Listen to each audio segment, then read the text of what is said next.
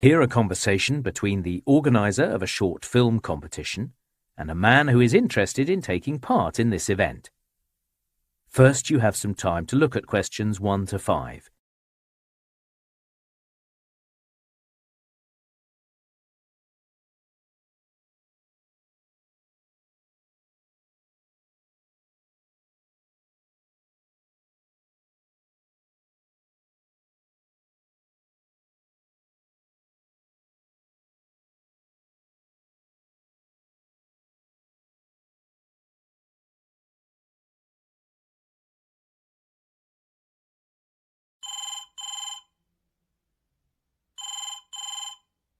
Oh, hello. Is this the right number to call for the short film competition? Yes, how can I help? I know the competition's been running for 10 years, but I've never taken part before. I want to be clear on the rules. Is 20 minutes the maximum length of the film? That's correct.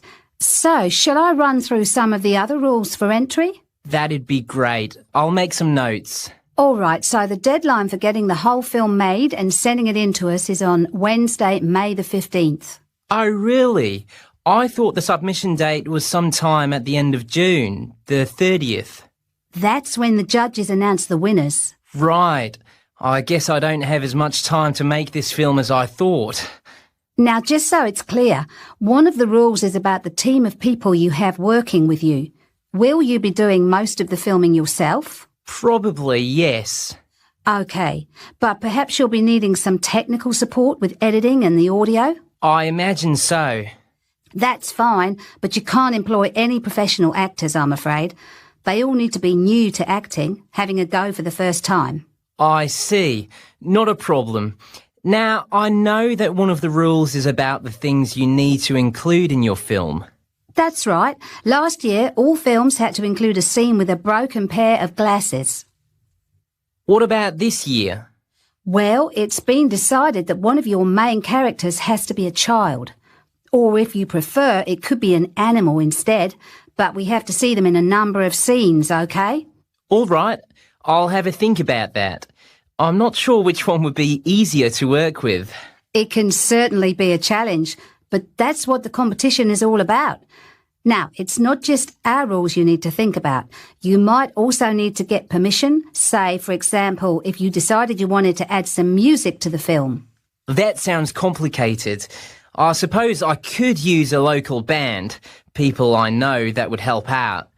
I wouldn't need permission in that case. Good idea. Then you don't need to worry about the legal side of things. All right, that's clearer. Actually, is that right that the film doesn't need to be in English? Yes, because if a film wins the competition in this country, it could end up being part of an international competition. But if you're going to use another language, you've got to provide subtitles, and those do have to be in English and 100% accurate. If they're not, your film won't be accepted in the competition. Seems fair.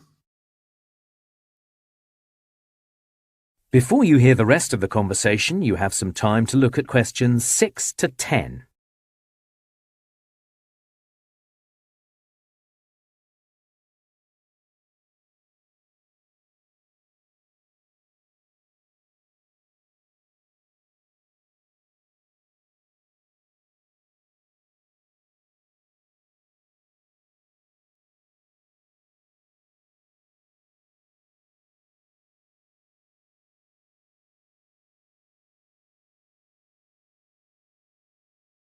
I don't suppose you could give me any advice about making the film, I mean. Of course. In my opinion, it's the script that you should concentrate on. That comes first. Work out what everyone's going to say and go from there. OK, thanks for that. And I read somewhere that you shouldn't have too many characters or locations. Yeah, I'd agree with that. I also read that with short films, the judges have their preferences. I mean, they seem to like films with a serious message, like a documentary. I guess I shouldn't do a comedy because not everyone laughs at the same thing. Yes, stay away from that kind of film. A story with a clear beginning, middle and end. That's what the judges look for. I was thinking I could look at some of the films from last year's competition. You know, to give me a better idea of what to do? Yes, you could certainly do that. If you go to our website, have a look at last year's winner. His name was Greg Hislop. How do you spell that last name? Sure, it's Hyslop. His film was actually one of the shorter ones, but the judges really liked it. Actually, I'm wondering if I've seen that one already. Isn't it about an artist, someone who no one appreciates, but then she ends up selling lots of her paintings? That's right. If you want to have another look, the film is called Imagine. It really holds your attention. Thanks. I'll have another look after this call. So, you know what the prizes are? It's $500 for third place, up to $2,000 for the overall winner. And, of course, the winning films are shown in a theatre so the public can see them too. That would be an amazing thing to happen. So that would be the Bridge Theatre, would it, in the city centre? Yes, that's my favourite theatre, actually. Lovely view of the river. So, do you have any more questions that you want to run by? That is the end of part 1. You now have half a minute to check your answers.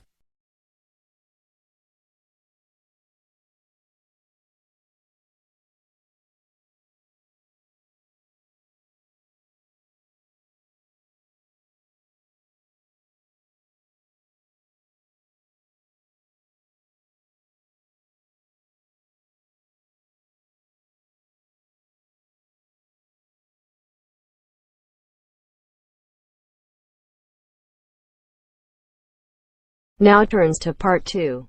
Part 2. You will hear a phone conversation giving information about a health and fitness centre. Before you hear the talk, you have some time to look at questions.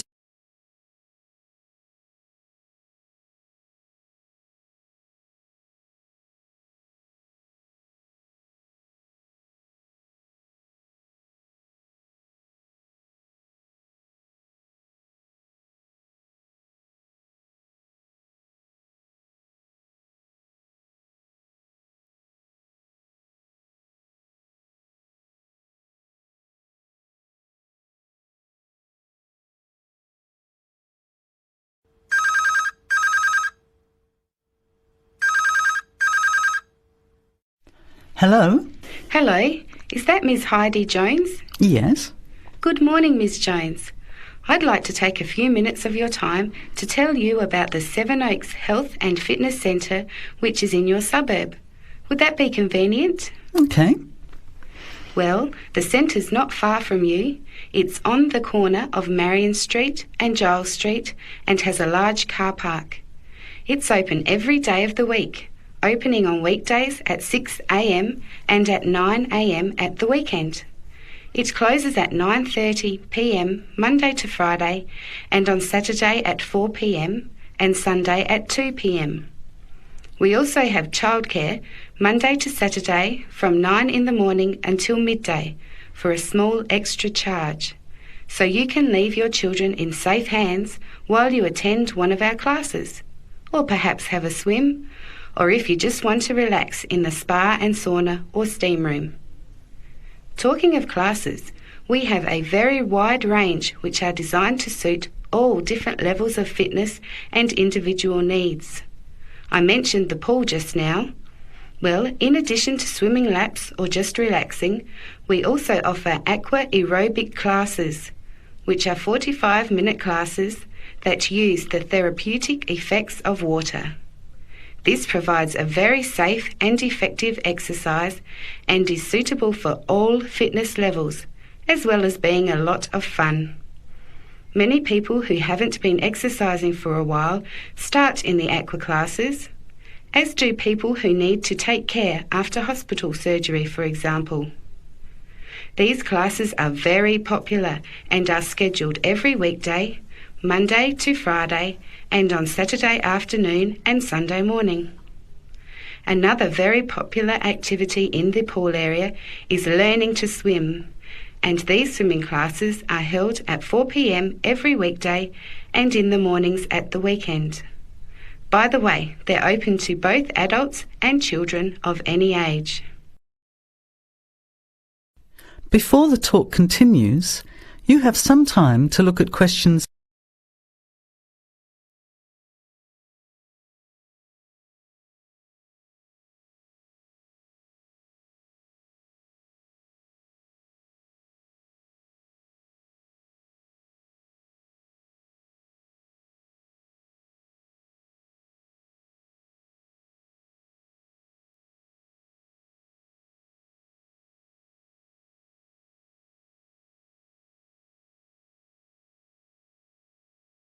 Now, it would take too much of your time to tell you in detail about all our programs, as we have a very wide range of activities at different times. However, I'll just outline some of them. Our super circuit classes are extremely popular, and you get a good aerobic workout while toning your muscles. They're easy to learn, as you combine using hydraulic equipment with exercises guaranteed to give you a good cardio workout. The teachers are very good and there's a fun atmosphere. And the classes are very effective in assisting weight loss, relieving stress, lowering blood pressure and generally increasing fitness. Oh, and I haven't mentioned our range of aerobic and step classes of different types which suit all levels. Our specially designed aerobics room holds over 55 people, and our highly qualified and trained staff can advise you as to which class might suit you. We are inviting you to a free 1-week trial period when you can come and try any of the classes or activities before you make the decision to join. By the way, there is also a large and very well-equipped gym, where we offer free fitness assessments and you can have an individual program designed just for you. Also, the cardiovascular room has the latest range of machines which help you burn fat, increase your fitness, or just warm up. They're very popular, as you can forget all about the calorie burning by watching your favourite music videos on TV while you exercise. Right now, we have a very special new member joining fee offer, which allows 2 memberships for the price of 1, a real bargain. So if you can, bring along a friend who'd like to get fit as well in time for summer. Come along and try us out. You can meet the staff. Try out some of the classes for a week, absolutely free. And then, if you like us, sign up for only $110 each for 6 months. Thanks for taking the time to learn about the centre, and I hope we'll see you there soon, Heidi. I'll put one of our brochures in the mail for you right now. Bye for now. That is the end of part 2. You now have half a minute to check your answers.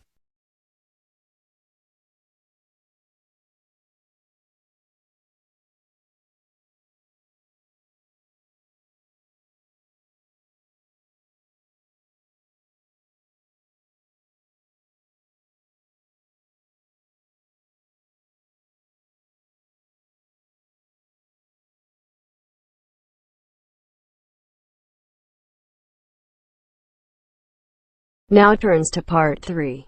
Part 3. You will hear 2 art history students, Chloe and Oliver, talking about the research they have done on the restoration and reproduction of old paintings. First, you have some time to look at questions 21 to 25.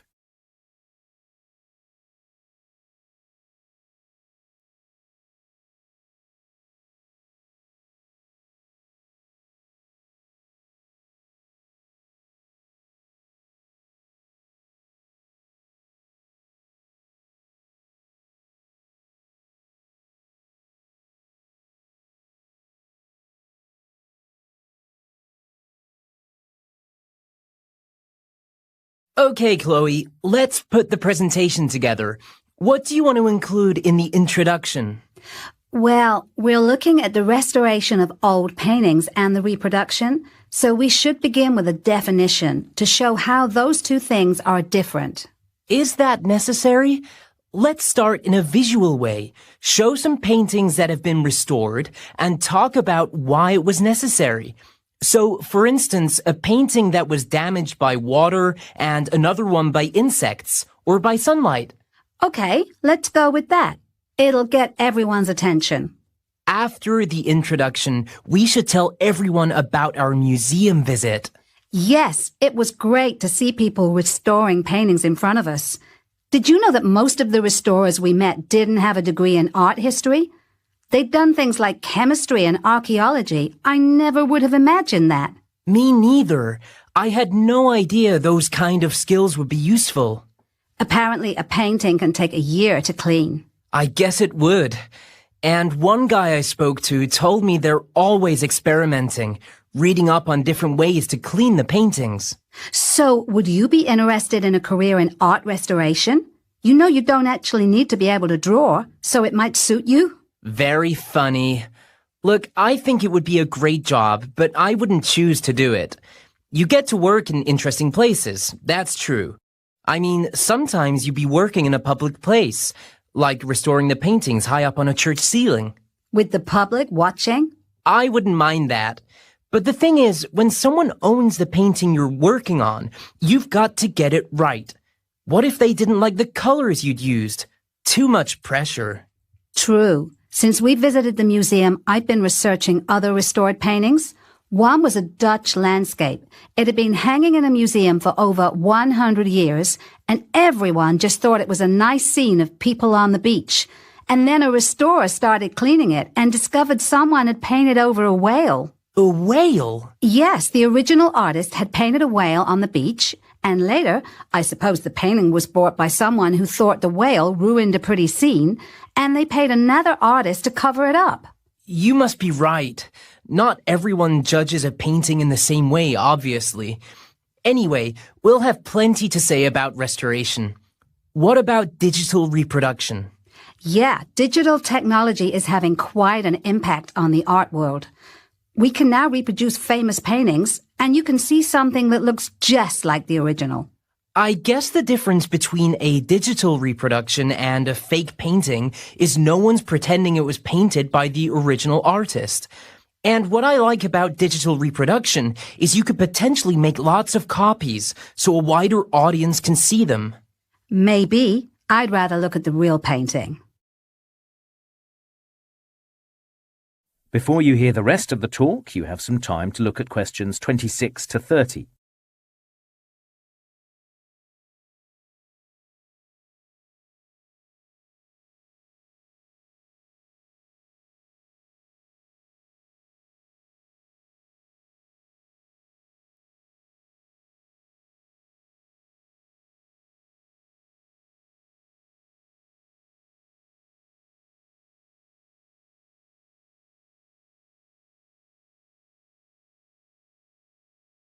Okay, so if we're talking about digital reproduction of art, we have to mention the company Factum Arte and how they reproduced famous paintings that had been lost or damaged so they can go on public display. Good idea.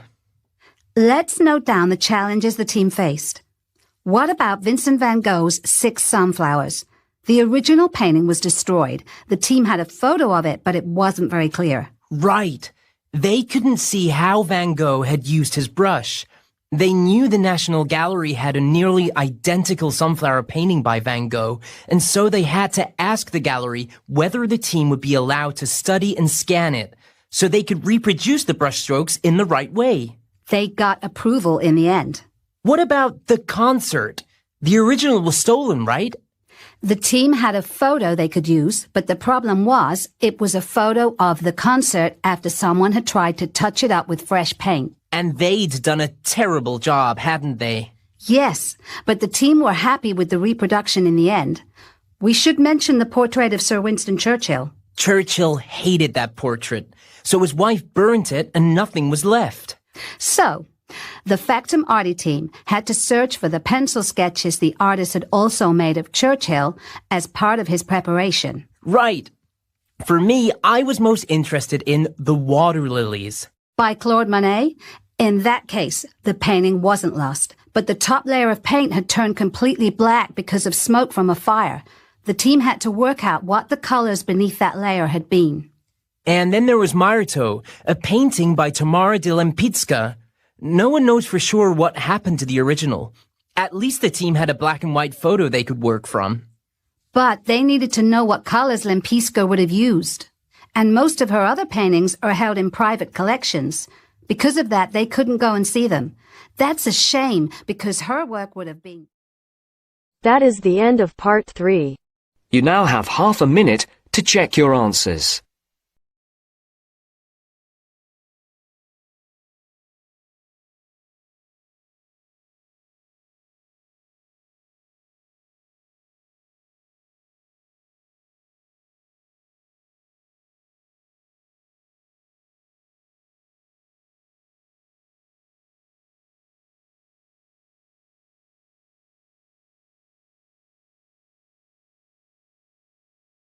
Now turns to part 4.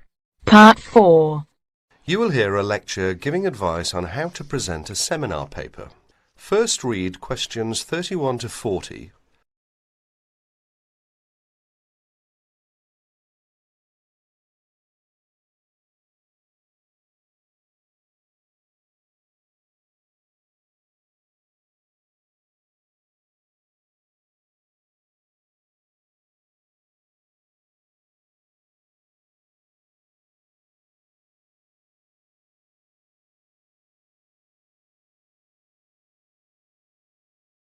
In this talk, I'm going to give some advice on how to present a seminar paper. At one time, most university teaching took the form of giving formal lectures. Nowadays, many university teachers try to involve their students more actively in the learning process. One of the ways in which this is done is by conducting seminars. In a seminar, what usually happens is this. One student is chosen to give his ideas on a certain topic. These ideas are then discussed by the other students, the participants in the seminar. What I'd like to discuss with you today is the techniques of presenting a paper at a seminar. As you know, there are two main stages involved in this. One is the preparation stage, which involves researching and writing up a topic. The other stage is the presentation stage, when you actually present the paper to your audience. It is this second stage that I am now concerned with. Let us therefore imagine that you have been asked to lead off a seminar discussion and that you have done all the necessary preparation. In other words, you have done the research and you have written it up. How are you going to present it? There are two ways in which this can be done. The first method is to circulate copies of the paper in advance to all the participants. This gives them time to read it before the seminar, so that they can come already prepared with their own ideas about what you have written. The second method is where there is no time for previous circulation, or there is some other reason why the paper cannot be circulated. In that case, of course, the paper will have to be read aloud to the group, who will probably make their own notes on it while they are listening. In this talk, I am going to concentrate on the first method, where the paper is circulated in advance, as this is a most efficient way of conducting a seminar. But most of what I am going to say also applies to the second method, and indeed may be useful to remember any time you have to speak in public. You will probably be expected to introduce your paper even if it has been circulated beforehand. There are two good reasons for this. One is that the participants may have read the paper but forgotten some of the main points. The second reason is that some of the participants may not in fact have had time to read your paper, although they may have glanced through it quickly. They will therefore not be in a position to comment on it unless they get some idea of what it is all about. When you are introducing your paper, what you must not do is simply read the whole paper aloud. This is because, firstly, if the paper is a fairly long one, there may not be enough time for discussion. From your point of view, the discussion is the most important thing. It is very helpful for you if other people criticise your work. In that way, you can improve it. Secondly, a lot of information can be understood when one is reading. It is not so easy to pick up detailed information when one is listening. In other words, there may be a lack of comprehension or understanding. Thirdly, it can be very boring listening to something being read aloud. Anyway, Some of your audience may have read your paper carefully and will not thank you for having to go through all of it again. Therefore, what you must do is follow the following 9 points. 1. Decide on a time limit for your talk. Tell the audience what it is. Stick to your time limit. This is very important. 2. Write out your spoken presentation in the way that you intend to say it. This means that you must do some of the work of writing the paper again, in a sense. You may think that this is a waste of time, but it isn't. If a speaker tries to make a summary of his paper while he is standing in front of his audience, the results are usually disastrous. 3. Concentrate only on the main points. Ignore details. Hammer home the essence of your argument. If necessary, find ways of making your basic points so that your audience will be clear about what they are. 4. Try to make your spoken presentation lively and interesting. This doesn't necessarily mean telling jokes and anecdotes, but if you can, think of interesting or amusing examples to illustrate your argument. Use them. 5. If you are not used to speaking in public, write out everything you have to say, including example, etc. Rehearse what you are going to say until you are word perfect. 6. When you know exactly what you are going to say, reduce it to outline notes.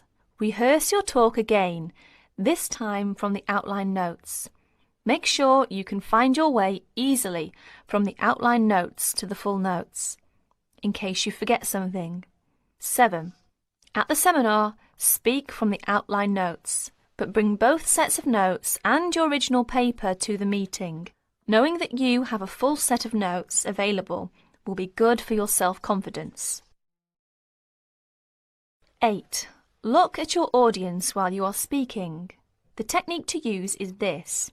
First, read the appropriate parts of your notes silently. If you are using outline notes, this won't take long. Then, look up at your audience and say what you have to say. Never speak while you are still reading. While you are looking at your audience, try to judge what they are thinking. Are they following you? You will never make contact with your audience if your eyes are fixed on the paper in front of you. 9. Make a strong ending. One good way of doing this is to repeat your main points briefly and invite questions or comments. Perhaps I can sum up by saying this. Remember that listening is very different from reading. Something that is going to be listened to has therefore got to be prepared in a different way from something that is intended to be read. That is the end of part 4. You now have half a minute to check your answers.